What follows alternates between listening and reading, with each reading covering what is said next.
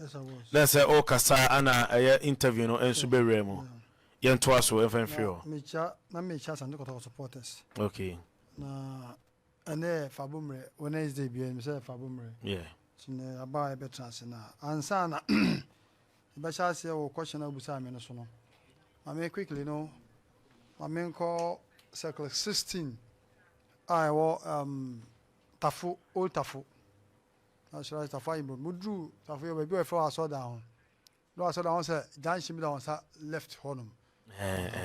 Hold them anymore. Community center be south side on TV. Community center then share on no. There's a circle like front circle 16.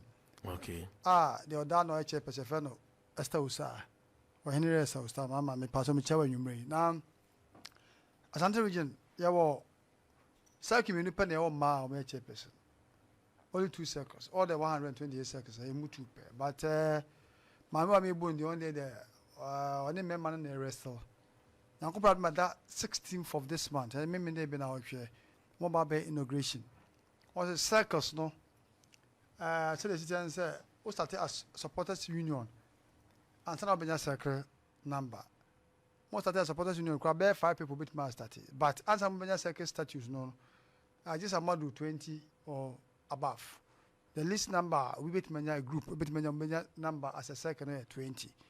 Ti mami the numbers some bro the 70 kra enti normally they na order that class e confirm about river be 3-5 years ni river kama pa ti am mother 16 for no e ba be inauguration na e mo bia hu say 16 e water for him bro man staff old town Opemsuo area who be no tema be no tema be I Bismarck circus no the entire inaugurating no say obi ho no area kwa no nimi say circle area na what here no. Then once I'm about the same area. Then I Saturday be now okay. Yeah, ko bodwa. Come say be no Methodist conference room. Okay. Ko bodwa ho no. Obi o area ho be say say circle cramp den e wa high friend circle 16. The abasa ni pan betima be there be join. Enu nti na sa what circle, what supporters union near more circle number. O ye inauguration na twa say o ye no wo community na say be bi kro na circle no. Ho na what so ye dey. O ye say be back to do na there but now I don't know I will say and then the executives Lady Talata and then the secretary and then pending phone na say na compared ma on the 16th of this month no at the former number bijay we house in crab bijay was supporters in yes we Ghana football there echoes we shareholders until you invite obia that they do Ashanti Circus Council no me that be a meeting until ba the be meeting a point ye na e ba 9 na ko pie honum na yakota obochi the be kama ye we the next day the nations FC na there and a home match to all say very dear to our heart nti over then we discuss a lot of issues ability to win against nations FC nti dan nyame adma on the 16th Mr 16th no actually ya wom efie memene na otwe and the 16th yes we actually say haya dan do amom na mo e ma me wo sa na Ashanti Circus Council moa the intimate inaugurated circle 16. In fact, existing at our system mupa, but inaugurated. But now say my most are very innovative in Intino. Also about the inauguration. See, I Bismarck, then they drew her. Moment I come. Okay. Said they call Jamaican Batachino. They call Jamaican and Kobi intense. The way they actually did the Nana and saying alcohol. Now, Bomber be better. I come up. Now, Ubusami, performance against Out of Flyers. I will say that was a very Bismarck performance. But many coach by Agino ha. Say coach voice now boy no say they fatigue, right? Many coach by Agino.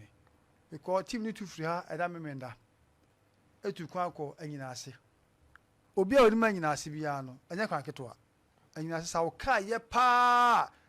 That bit ma call 7-8 hours. Okay, yampo no. Ye pa bit ma call 7-8 hours. Depending on the car we dey there, we dey go. Or see a bus in there. Eti apapa, eti bus dey bit ma call 6-7 hours. But there are other cars almost me can be 8, 9, even to 10 hours. Then the air call you chama so look at Takuma no. I don't call 5 hours. It was my matching 5. The ever the ball be 10, 15, 16, 20 near drew. If I can't get all your crowd, only speed a speed ama over speed for cry the echo. Okay, but yeah, mind you, send a young ball. Yeah, they call her ball. They can't ball.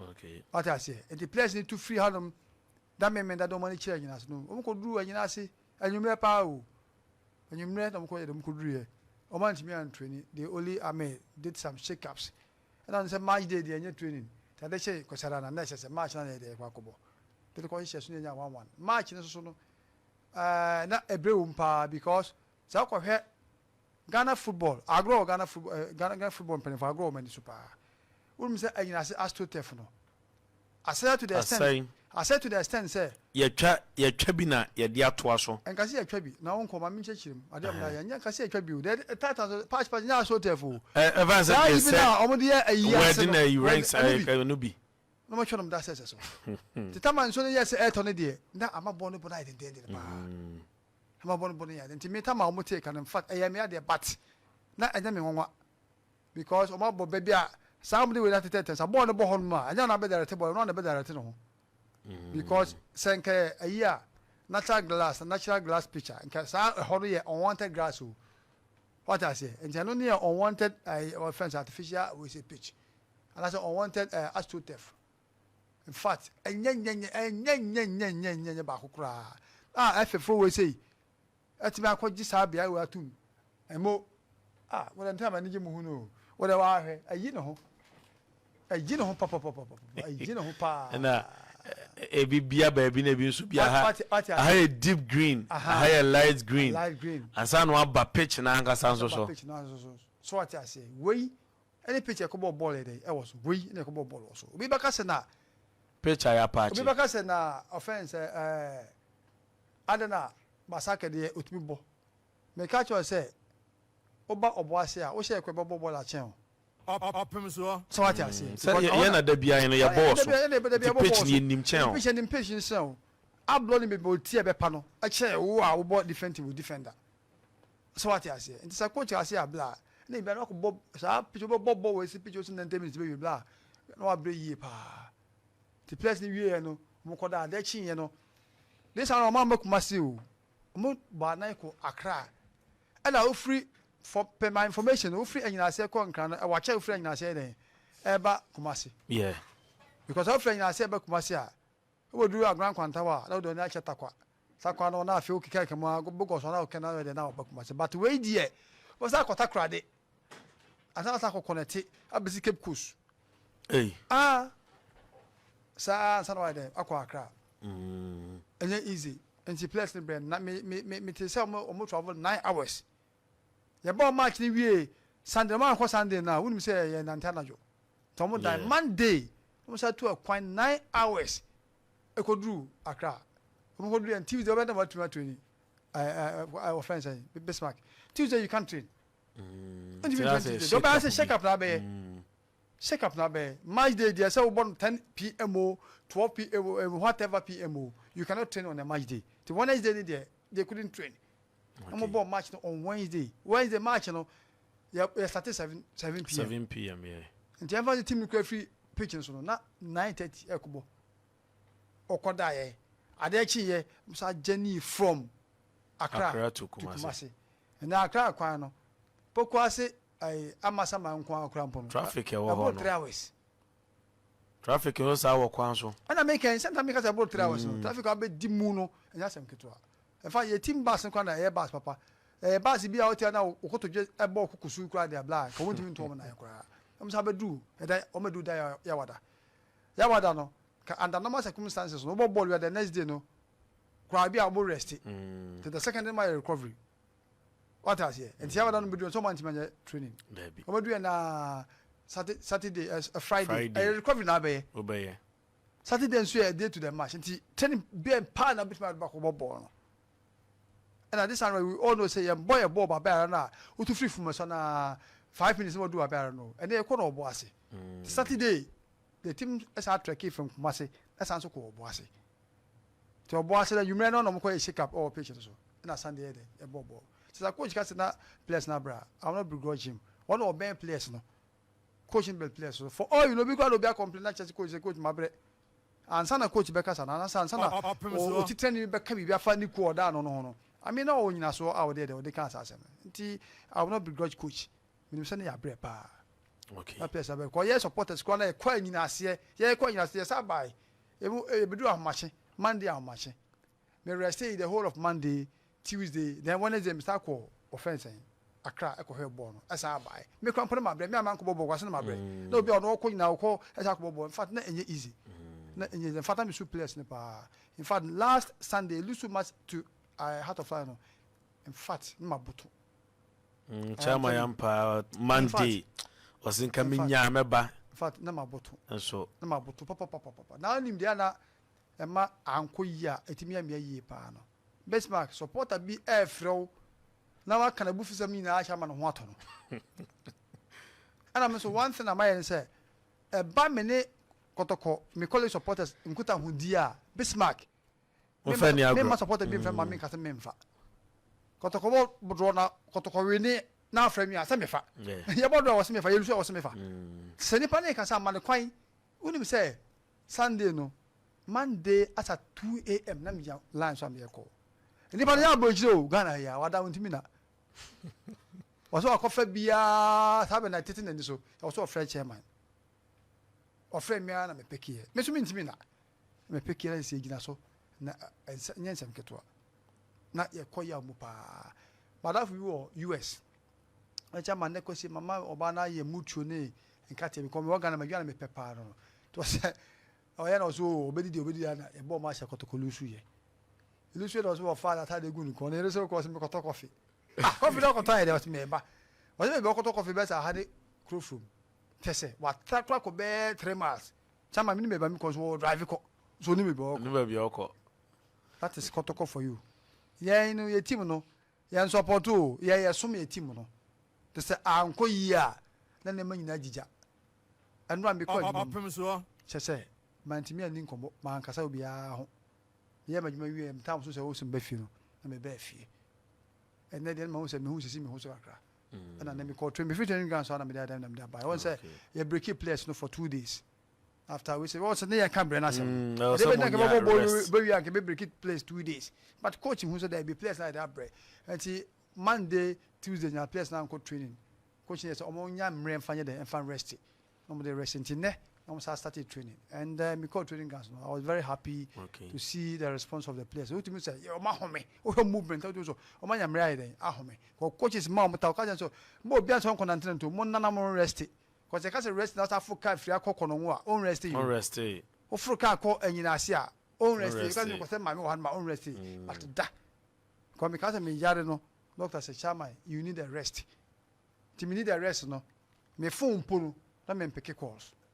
Or the because me got one of the distant insurance me we am ko far for na that's over 317 missed calls. The doctor said na chama we hu ntimi nto nto the phone to answer. Then I say me the phone more ba na nkola no and he offer no for bia oh daddy wo ya there what I say into place not me arrest now the mechanic say Kotoko enwe ne march Emma supporters in celebrate 10 days that. Yeah. Even 2 days can celebrated. I had to folk back to back last season. They celebrated 2 days. That very day na celebrated do na we started thinking of the next match. Until Mr. Supporters said for the fact that Open League doesn't mean say Oba win all the matches. What I say for the fact that Open League doesn't mean Oba win all the matches.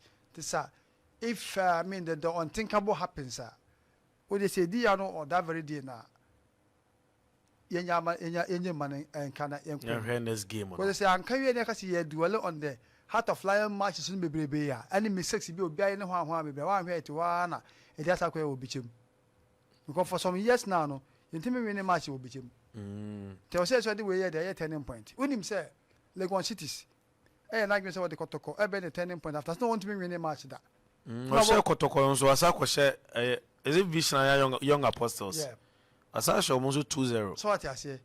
There's a woman there turning point there. You're going to say draw. You're about to say Lusui. You're about Heart of Lion so then Lusui. And the other next year I mean the team so and find your turning point. But turning points, you know, and they're coaching in the players on Kwa. Supporters can't be. Yeah. Kotoko the enemy supporters they be in the server the number 12 man. And then Kotoko they be a one chance be bambiano. Na you know bottom for crying anywhere mono. The American me so I'm making personal experience. Me offer to me fubi.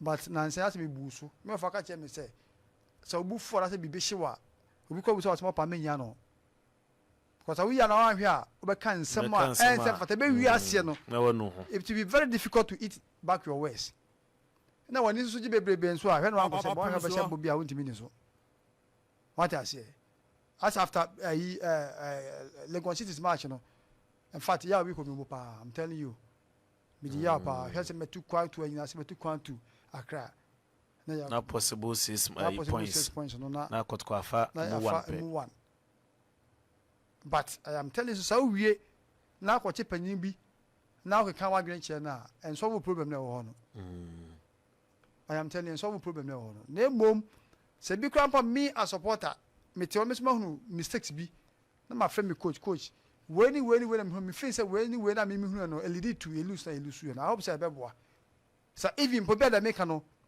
and on slab was krampa na coach be fa bi afrim Tante penina me need nko obaye de obafa bibia film so what I say Bismarck rather than my better na bia we are say say ka say e blame game say I heard the to last season bi best out to ebiem team master supporters no anytime ne me ye adwuma do e say ma me yana me ko training grounds na supporters no players who say I dey e da ho ata o machi you see say me na man ko yie say be hu na supporters say what say e ma players who say support o mo na ho ase ho na ye we ne nko na be hu na obo we din o ye lose no sabem na also ko training grounds na wi a onya akonya na ne player bi gina ho a onya asempa bi ade aka chance me nua mesremu Kotoko ne yakoma no tiesremu mama hom no so bibi na bibi ko ekoso na ha nipa kro no bi ko na nya coach be na brabo man kasa bibi ye den e ko a enko yie ma no bo wo futuo no betima tu no fo ha se Kotoko players mo bobo no some of us anyini che omu nyina what I say players mo bobo anyini che omu nyina anti as a senior brother no betima mo advice